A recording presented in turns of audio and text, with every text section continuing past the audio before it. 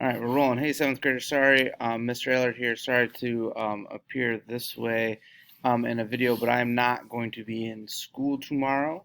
Had some issues with a babysitter as Mr. Allard's turn to stay home, so I will be home with my son today. But we're going to do a real quick video of, I think most of us, most of the classes are on these last couple of parts of our packet, so make sure that you have this. If you missed more, you can either get it from a partner or I will post a completed version on it in this folder with all your work for today. But without further ado, I don't want to keep you holding up too much on your work, so let's get going. All right, so this is kind of where we left off. I'll try to get just the T Act in here.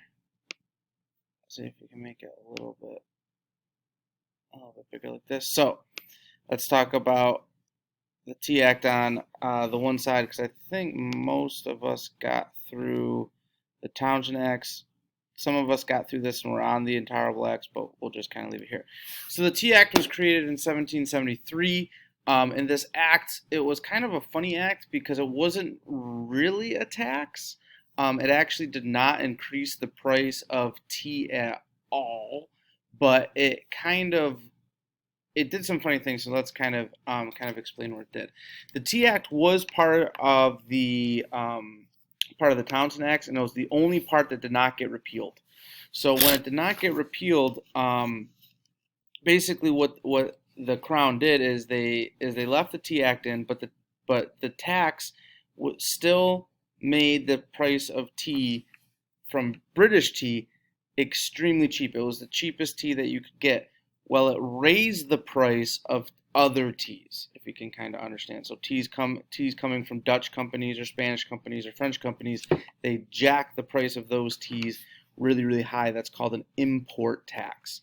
So why did they do this? Yes, they did this because they were in debt.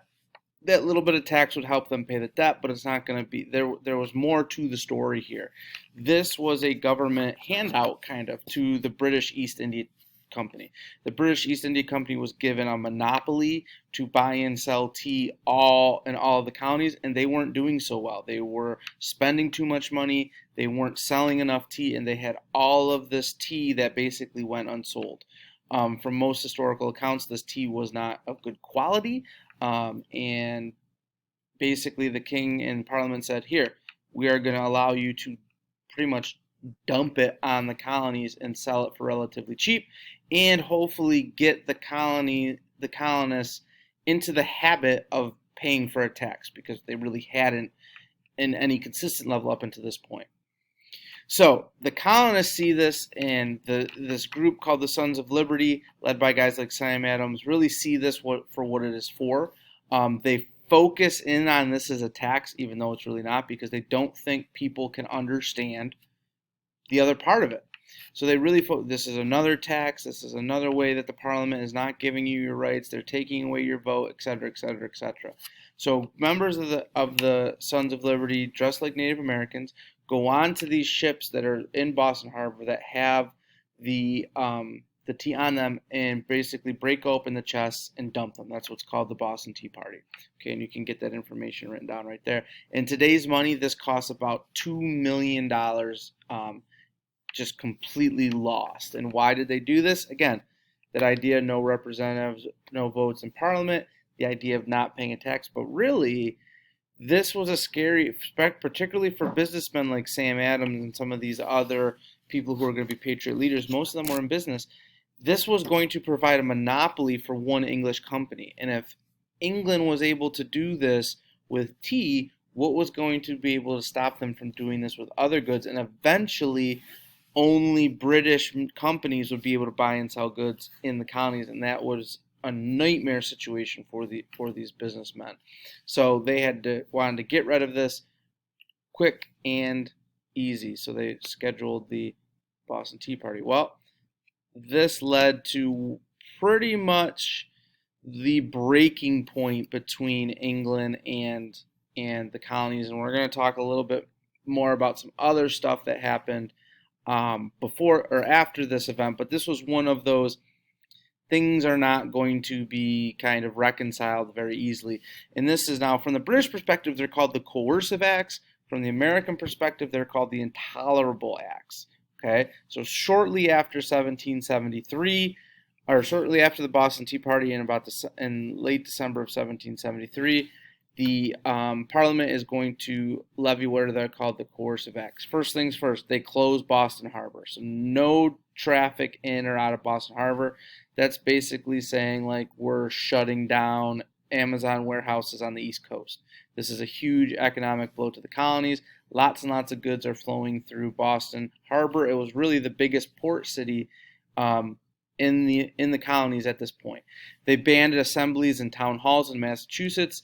The Parliament and the King figured this was a lot of the planning of the Sons of Liberty were happening, and these petitions and these boycotts were happening in these assemblies, so they're going to ban them. They made the Quartering Act stronger, bigger penalties if you did not follow through. They sent more troops to the colonies as well. There were some other things that they did, but really not important for us. Didn't really come up again in history. And they did this for one reason only, and that is to punish the colonies for the Boston Tea Party.